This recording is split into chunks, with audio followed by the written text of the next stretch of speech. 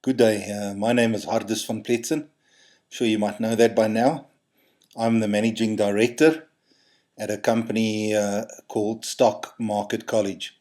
Over here you have my email address. It's hardus@stockmarketcollege.co.za. And I have to say something up front. I own investment property. Why am I saying that? I'm going to talk to you today about the Streetwise investor, what I like to call Chapter 4.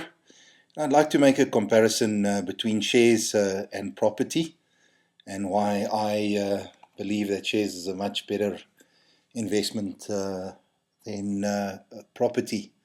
I once again want to say I own investment property myself. Okay, investments in property are often cited as an excellent inflation hedge for the private investor, so it's worth spending a little time considering the merits of property as an investment.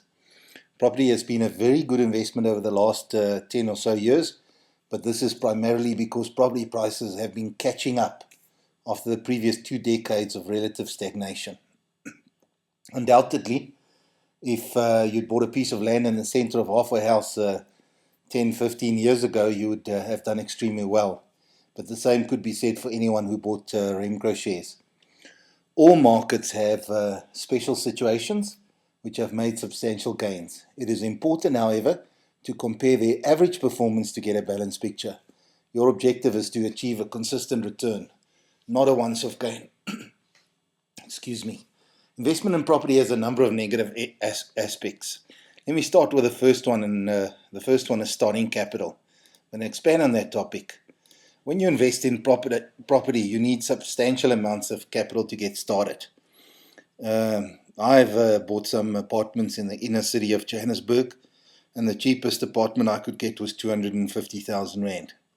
On the other hand, if you, now that was 3 years ago when I bought those apartments. On the other hand, if you buy shares, I like to say you need 5,000 Rand to start and to have a good start. That's the first thing about the starting capital. Second thing is with property, you've got to go borrow money because not many people have the cash to pay for a property cash. Once you borrow money, you have a bond, you owe the bank money, it's their property in essence until you've paid it off, and you pay interest. Excuse me. With shares, you save a bit, you take your savings, you invest, there's no debt there. Okay, what's the second important point? Dealing costs. Let me expand on that. With property, you're going to look at about 12% because you're going to first do some buying and then you're going to do some selling, and that's what you're looking at fee-wise in a total transaction. With shares, you're looking at about 3% of cost depending on the size of the transaction. So from a cost point of view, it's a lot more attractive. All right, what's the next point that we've got to look at? Liquidity. Let me expand on that point. Property takes time to sell.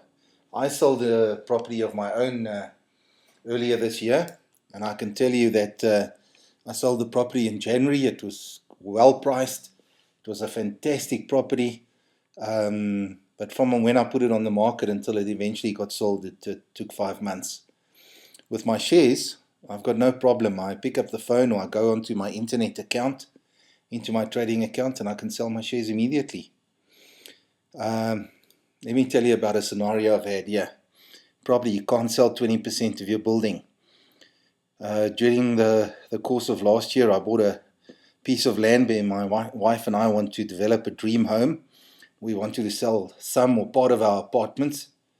You can't do that. You can't say, I just need 500,000 Rand or 2 million Rand and sell part of your property. With shares, you can sell any percentage you like. I can sell half the shares I own, or a quarter, or 1/8. It's very easy. Let's move to the point political risk. As soon as there's political upheaval, property values will fall. That creates a problem because you can see that your capital and value goes down. With some political upheaval, if you buy Rand hedge shares, they will increase in value. Let me talk for 30 seconds about Rand hedge shares. These are shares that, or companies listed on the stock market that primarily earn their income from overseas. So as soon as there's political upheaval, the value of the rand will fall, and these companies will make the same effort, will make more money for the same effort. They're not doing anything extra, but they're getting paid more money, and therefore the shares will increase in value. All right, let me try this pronunciation once again. Homogeneity. I'm going to expand on it.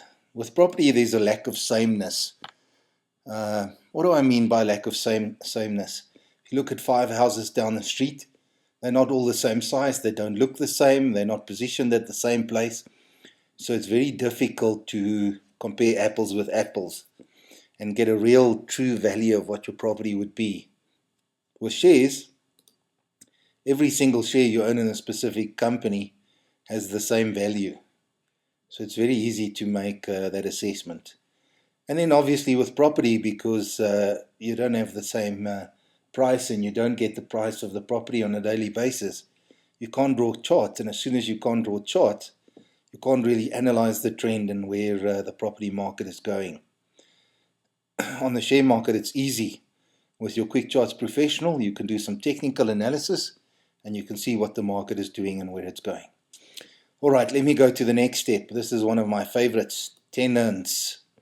I'm going to expand on that. Property pays rent. Rent means tenants. Tenants mean trouble. Any of you out there who've ever had tenants, very far and few in between would you get lucky and find someone who's decent. But mostly, as soon as you have tenants, they mean trouble.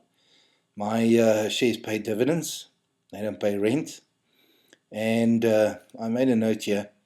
Tenants will phone you at all hours. I've never had my shares in Absa Bank phone me at 11 o'clock at night to say that the toilet's broken.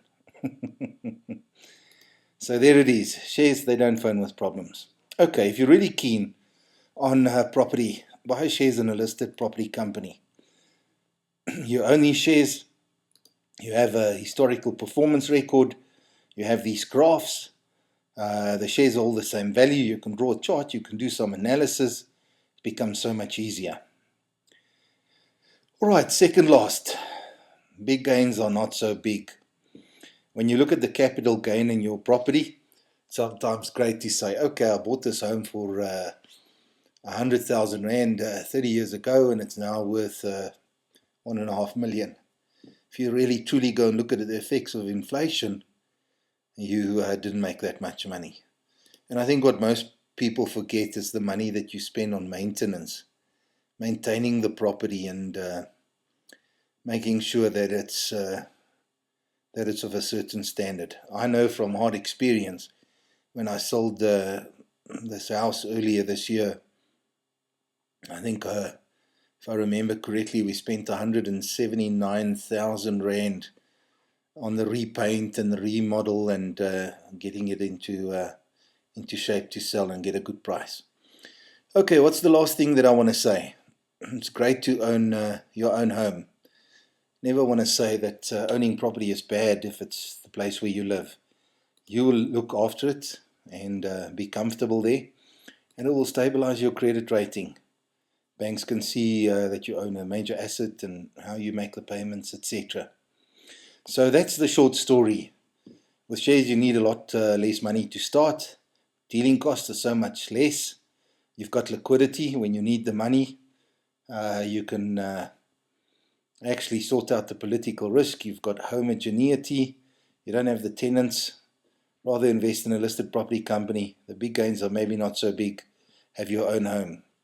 So if you want to have a look at our website, Stock Market College, here it is, www.stockmarketcollege.co.za.